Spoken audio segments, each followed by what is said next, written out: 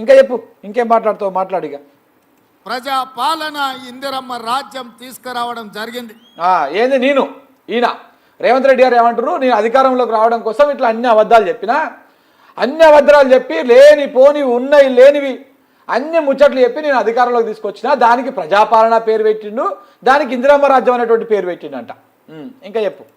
ఇంద్రవెల్లిలో పూరించిన సమర శంఖం, వరంగల్లులో రైతు సంఘర్షణ సభను పెట్టి రైతు డిక్లరేషన్ చేయడం ద్వారా తెలంగాణ రాష్ట్ర అయ్యా ఒక్కసారి మేనిఫెస్టో చూడండి ఆయన, కాంగ్రెస్ మేనిఫెస్టో ఉంటే రైతు డిక్లరేషన్ చేసిండు. ఆ రైతు డిక్లరేషన్ ఉన్నటువంటి భాగవతం ఏంది, ఈయన రైతు డిక్లరేషను చేసి ఏమేమి రైతులకు హామీలు ఇచ్చిండు, ఇవాళ ఏమేమి చేసిన అనేది కూడా మీకు చూపిస్తా. దొరుకుతుందా? దొరకబట్టి నాకు పంపి, అది కూడా చూపిస్తా. లక్షలాది రైతాంగానికి 2 లక్షల రూపాయల రుణమాఫీ చేస్తామని చెప్పి ఆనాడు రాహుల్ గాంధీ గారు మాట ఇవ్వడం జరిగింది. అవును మహానుభావులు, మీరు అందరూ వచ్చి ఇదే మాట్లాడిపోయారు. రాహుల్ గాంధీ మాట ఇచ్చిండు, నువ్వు మైకులు పట్టుకొని అదే చెప్పినావు. రైతులకు 2 లక్షల రుణమాఫీ చేస్తా అన్నావు, కౌలు రైతులకు 15,000 ఎకరానికి ఇస్తా అన్నావు, ఈ పట్టుదారులకు కూడా 15,000 ఎకరానికి ఇస్తా అన్నావు, వ్యవసాయ కూలీలకు 12,000 ఎకరా సంవత్సరానికి ఇస్తా అన్నావు. ఇవన్నీ చెప్పినావు ఆ రోజు, నిజంగానే చెప్పినావు. దాంతోపాటు మీరు పండించిన వరి పంటకు 500 రూపాయల బోనస్ ఇస్తా అన్నాడు. ఆ రోజు సన్న ఓట్లు గిన్నె ఓట్లు అని చెప్పలే ముఖ్యమంత్రి గారు. ఆ రోజు నిజంగా ఇలా ముఖ్యమంత్రి అయినాక చెప్తా ఉన్నట్టు సన్న ఓట్లనే ముచ్చట. ఆ రోజు ఏమి చెప్పలే, దొరికిందా? ఆ రోజు ఏమి చెప్పలే. వరంగల్ రైతు డిక్లరేషన్ ఏమని చెప్పిండు రేవంత్ రెడ్డి గారు? ఇప్పుడు రైతులకు సంబంధించి ప్రధానంగా కొన్ని హామీలు ఇచ్చిండు.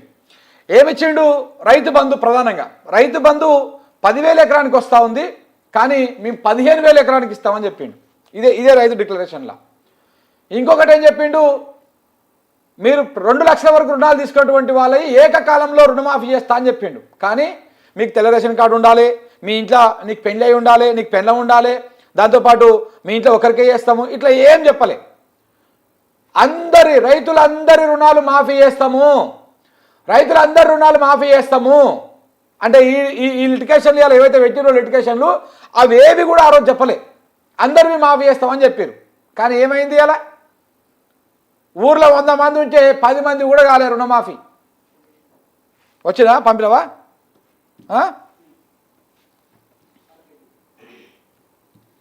వచ్చింది. ఒక్క నిమిషం ఆగు, దొరికింది. చూడు, మే 6 తారీఖు 2022 నాడు నువ్వు రైతు డిక్లరేషన్ ఇచ్చినావు. ఇచ్చి అందులో ప్రధానంగా ఏమేమి పాయింట్లు పెట్టినావయ్యా? కాంగ్రెస్ అధికారంలోకి వచ్చిన తక్షణమే రైతులకు ఏకకాలంలో 2 లక్షల రుణమాఫీ చేస్తా అన్నావు. ఏమని చెప్పినావు? అధికారంలోకి వచ్చిన తక్షణమే ఏకకాలంలో రైతులకు 2 లక్షల రుణమాఫీ చేస్తా అని చెప్పినావు. అయిందా 2 లక్షల రుణమాఫీ? కాలే. 2 లక్షల రుణమాఫీ అయిందా? కాలే. ఎంతమందికి అయింది? ఊర్లో 100 మంది ఉంటే 10 మంది కూడా సగం కాలే.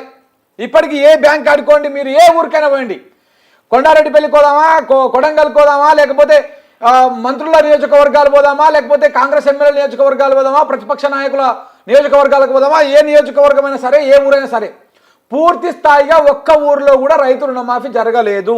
ఇది ఓపెన్ ఛాలెంజ్. కావాలంటే మీరు ఎవరైనా కాంగ్రెస్ వాళ్ళు మన వెనకాల వస్తే మనం ఒక బ్యాంక్ దగ్గరకు పోదాం, ఏ బ్యాంకులో పూర్తి స్థాయిలో రైతులకు రుణమాఫీ అయిందో ఆ బ్యాంక్ కాడికి పోదాం, మనం ఆ ఊరికి పోదాం. ఏ ఊర్లో కాలేదు, ఎక్కడ కాలేదు, ఎక్కడ కూడా కాలేదు. ఇది కేవలం నేను గతంలోనే చెప్పిన చాలాసార్లు ఎనాలిసిస్ సందర్భంగా రేవంత్ రెడ్డి గారు అదృష్టం ఏంటంటే మీడియా మొత్తం ఆయన చెప్పు చేతుల్లో ఉంది వయా చంద్రబాబు నాయుడు కారణంగా. ఎందుకంటే చంద్రబాబు నాయుడు కమ్మ సామాజిక వర్గం, మీడియా అంతా కమ్మ సామాజిక వర్గం, ఈటీవీ కమ్మ సామాజిక వర్గం, ఎన్టీవీ కమ్మ సామాజిక వర్గం, ఏబిఎన్ ఆంధ్రజ్యోతి కమ్మ సామాజిక వర్గం, TV5 కమ్మ సామాజిక వర్గం, మహా టీవీ కమ్మ సామాజిక వర్గం. కాబట్టి తన సామాజిక వర్గం చెప్పు చేతుల్లో ఉంది. కాబట్టి చంద్రబాబు నాయుడు శిష్యుడే రేవంత్ రెడ్డి గారు. కాబట్టి రేవంత్ రెడ్డి గారు ఇక్కడ ముఖ్యమంత్రి అయినంటే చంద్రబాబు నాయుడు గారు ముఖ్యమంత్రి అయినట్టే కాబట్టి తెలంగాణ రాష్ట్రానికి. సో కాబట్టి మీడియా మేనేజ్మెంట్ అద్భుతంగా వాళ్ళకు ఉన్నది. ఇప్పుడు V6 లాంటి తెలంగాణ ఛానళ్ళు, తెలంగాణ పత్రికలు కూడా చివరికి ఏమైంది, కాంగ్రెస్ పార్టీలకే పోయి అందులోనే ఎమ్మెల్యేలు ఎంపీలు అయ్యారు కాబట్టి వాళ్ళు కూడా ప్రభుత్వానికి వ్యతిరేకంగా రాసేటువంటి సాహసం చేయరు. సో దీంతో ఇంకా లోపాలు బయటకు వచ్చేటువంటి అవకాశం లేదు.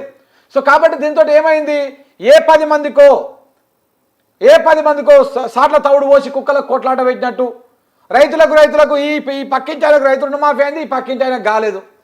మళ్ళీ ఈయనకంటే ఈయనకు తక్కువనే ఉంది రుణమాఫీ, 80,000 ఉంది, వాళ్ళకి చాలా మందికి రుణాలు మాఫీ కాలేదు. ఇట్లా 2 లక్షల దేవుడు ఎరుగు, ₹1,00,000 ఉన్నోళ్ళకు కూడా రుణమాఫీ కాలేదు, 60-70 ఉన్నోళ్ళకు కూడా కాలేదు ఇంకా. సో కాబట్టి ఈ విధంగా రైతులను నమ్మించి మోసం చేసినటువంటి వ్యక్తి రేవంత్ రెడ్డి గారు. ఇంకొకటి 2వ నెంబరు, ఇందిరమ్మ రైతు భరోసా అనే పథకం పెట్టి భూమి కలిగిన రైతులకు కౌలు రైతులకు ప్రతి ఎకరాకు ఏడాదికి 15,000 పెట్టుబడి సాయం చేస్తాము. ఉపాధి హామీలో నమోదు చేసుకున్న భూమి లేని రైతు కూలీలకు ఏడాదికి 12,000 ఇస్తాము. ఏ ఒక్కరికన్నా వచ్చిందేమో చెప్పండి, కామెంట్ల రూపంలో చెప్పండి. ఒక్కరికైనా ఎకరానికి 15,000 వచ్చిందా? అసలు ఎకరానికి 10,000 వచ్చిందా? ఇలా ఆనాకాలం అయిపోవచ్చింది, ఇంకొక నెల అయితే కోతలు స్టార్ట్ అవుతాయి ఆనాకాలం పంటకు. ఇప్పటిదాకా పెట్టుబడి సాయం దిక్కు దివానా లేదు. కాంగ్రెస్ వాళ్ళు ఏం చేస్తున్నాయా అంటే మంచి తడిగుడ్డు వేసుకొని వండుకున్నారు. ఓడేమో పీసీసీ అంట, ఓడేమో ఇంకోటి అంట. పదవులు పంచుకోవడానికి వాళ్ళకి సమయం ఉంది, కానీ ఈ రైతుల బాధలు పంచుకోవడానికి వాళ్ళకు సమయం లేదు. సో కాబట్టి ఇంకొకటి ఏంది, రైతులు పండించిన అన్ని పంటలకు, అంటే ఉదాహరణకు అని చెప్తా ఉన్నాడు చూడండి, రైతు పండించేటువంటి అన్ని పంటలకు వరి కానీ, పత్తి కానీ, మిర్చి కానీ, చెరుకు కానీ, పసుపు కానీ, మామిడికాయలు కానీ, లేకపోతే బత్తాయి ఇతర పంటలకు మెరుగైన గిట్టుబాటు ధర ఇచ్చి కాంగ్రెస్ ప్రభుత్వమే కొనుగోలు చేస్తుంది అని చెప్పేసి చెప్పారు. చేస్తుందా కొనుగోలు? మామిడికాయలు కొంటుందా? ప్రభుత్వమే కొనుగోలు చేస్తుందా? మామిడికాయలు ప్రైవేట్ మార్కెట్ కోతలేవా? ఇంకేంటి, పత్తి ప్రభుత్వమే కొనుగోలు చేస్తుందా? ప్రైవేట్ మార్కెట్ కోతలేవా? వరి కానీ, పత్తి కానీ, మిర్చి కానీ, చెరుకు కానీ, పసుపు కానీ ఏది ప్రభుత్వమే కొనుగోలు చేస్తుందా? ప్రైవేట్ కోతలేవా? గిట్టుబాటు ధర అంట, ఉన్న ధరనే చక్కగా లేదు. పోయినసారి ఉన్నదానికంటే, అంతకుముందు దానికంటే గిట్టుబాటు ధర తక్కువ చేసి మరి కొనుగోలు చేసింది మొన్న ఇదే కాంగ్రెస్ ప్రభుత్వం. ఇంకొకటి ఏంది, తెలంగాణలో మూతపడినటువంటి చక్కెర కర్మాగారాలను తెరిపించి పసుపు బోర్డు ఏర్పాటు చేసి చెరుకు పసుపు రైతులకు పూర్వ వైభవం తెస్తా అని చెప్పిండు. తెచ్చిన ఆడాయన కనపడుతున్నది మీకు? ఆ రకంగా ఏమైనా అడుగులన్న పడ్డాయి అపోని? ఏయి వల్లే పసుపు రైతులు లేరు, చెరుకు రైతులు లేరు, ఎవరు లేరు. ఇంకా మన సిగ్గు లేకుండా వరంగల్ డిక్లరేషన్ చెప్పుకుంటుండే. ఇంకా ఆడపోయి ఎవడు అడుగుతోడు లేడు, మనం ఏం మాట్లాడినా కానీ మనల్ని అడుగుతోడే లేడని చెప్పేసి. ఇంకా రైతులపై భారం లేకుండా మెరుగైన పంటల బీమా పథకాన్ని తెచ్చి ప్రకృతి విపత్తి వలనో లేకపోతే మరే కారణం వలనో పంట నష్టం జరిగితే శరవేగంగా నష్టం అంచనా వేయించి నష్టపరిహారం అందేలా చూస్తాం. రైతు కూలీలు, భూమి లేని రైతులకు సైతం రైతు బీమా పథకాన్ని వర్తింపజేస్తాం. మహాత్మా గాంధీ జాతీయ ఉపాధి పథకాన్ని వ్యవసాయ పంటలకు అనుసంధానం చేస్తాం. భూమి లేని వాళ్ళకు ఈ రైతు బీమా ఇస్తారంట, ఉన్నోళ్ళకే దిక్కు దివాన్ లేదు. ఇక్కడ ఉన్నోళ్ళకే దిక్కు దివాన్ లేదు. రైతున్నోళ్ళు చచ్చిపోతేనే నీ ప్రభుత్వం వచ్చినాక ఏడ కూడా ₹1 వస్తలేదు. ఇంకా లేనోళ్ళకే ఇస్తారంట అయినా, ఇంకా లేనోళ్ళకి కూడా ఇస్తారంట అయినా. ఇంకోటి ఏందయ్యా, పోడు భూములలో వ్యవసాయం చేస్తున్నటువంటి రైతులకు యాజమాన్య హక్కుల పట్టాలు ఇస్తాము. అసైన్డ్ భూములు కేటాయించబడిన లబ్ధిదారులకు ఆ భూమిపై యాజమాన్య హక్కులు, క్రయ విక్రయ హక్కులు కల్పిస్తాము. అందుకే కదా ఏమని చెప్పినాం ఆ రోజు రైతు డిక్లరేషన్లో, అసైన్డ్ భూములకు హక్కులు కల్పిస్తామని చెప్పిండు. అందుకే మన కొండన్న మొత్తం హైదరాబాద్ చుట్టుపక్కల మొత్తం అంతా అసైన్డ్ భూముల దందా ముంగల పెట్టుకున్నాడు. అదే కదా కథ. అసైన్డ్ భూములు కొంటాం, 15 లక్షలకు కొంటాం, 20 లక్షలకు కొంటాం అని అర్రాస్పాట వాడుతున్నాడు ఊర్లల్లో మన కొండన్న ఇదే పని చేస్తున్నాడు. మొత్తం హైదరాబాద్ చుట్టుపక్కల ప్రాంతాల్లో మీరు కావాలంటే ఎంక్వైరీ చేయండి. పాతింప సమానం ఉంటా అన్నట్టు అర్రాస్పాట వేసుకొని తిరుగుతాడు. ఎట్లనో సేమ్ అట్లనే ఊర్ల పంచి ఇక నా వెనకాల కొండను ఉన్నాడు, మేము కొనుగోలు చేస్తాం అనుకుంటే తిరుగుతా ఊరు బోకర్ గాళ్ళు. ఇట్లా అసైన్డ్ భూముల దందా ఎందుకు స్టార్ట్ చేసినట్టే దీనికోసమే. ఎందుకంటే మొత్తం వీళ్ళంతా సేకరించుకొని కొనుక్కున్నాక ఆ అసైన్డ్ భూములకు హక్కులు కల్పిస్తారు. వీళ్ళు కల్పించేస్తే అప్పుడు మనం కోటీశ్వర్లం కావచ్చు. ఇప్పుడు పాపం పేదోళ్ళకు అసైన్డ్ భూముల వాళ్ళకు ఉంటాయి, ఎస్సీ ఎస్టీ దళిత బిడ్డలకు, బీసీ బిడ్డలకు వీళ్ళకు ఉంటాయి.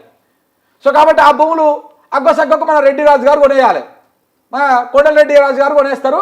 కొనేసినాక ఆ హక్కులు కల్పిస్తారు. అప్పుడు కోట్ల రూపాయలకు వాల్యూతోటి ఆయన అమ్ముకోవచ్చు అనమాట. అన్న సీఎం అయింది కాబట్టి అట కొండన్న మొత్తం రెచ్చిపోతా ఉన్నాడు, ఈ విధంగా దంచుకుంటా ఉన్నాడు. ఇప్పుడు ఇంకోటి ఏమని చెప్పిండు, 7వది, నకిలీ విత్తనాలు, పురుగుల మందుల నియంత్రణకైనా కఠిన చట్టాలు తెస్తారంట.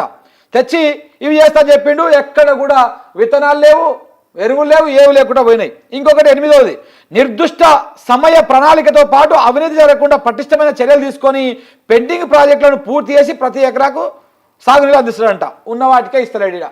ఈయన అధికారంలో రాగానే మొత్తం ఎండిపోవాటి తెలంగాణ అంతా. రైతు సమస్యలపై శాశ్వత పరిష్కారం కోసం వారి హక్కుల పరిరక్షణ కోసం చట్టపరమైన అధికారాలతోటి రైతు కమిషన్ ఏర్పాటు చేస్తాడంట. తెలంగాణలో భూముల స్వభావము, వాతావరణ పరిస్థితులకు అనుగుణంగా నూతన వ్యవసాయ విధానము, పంటల ప్రణాళికను రూపొందించి వ్యవసాయం లాభసాటిగా చేస్తాము.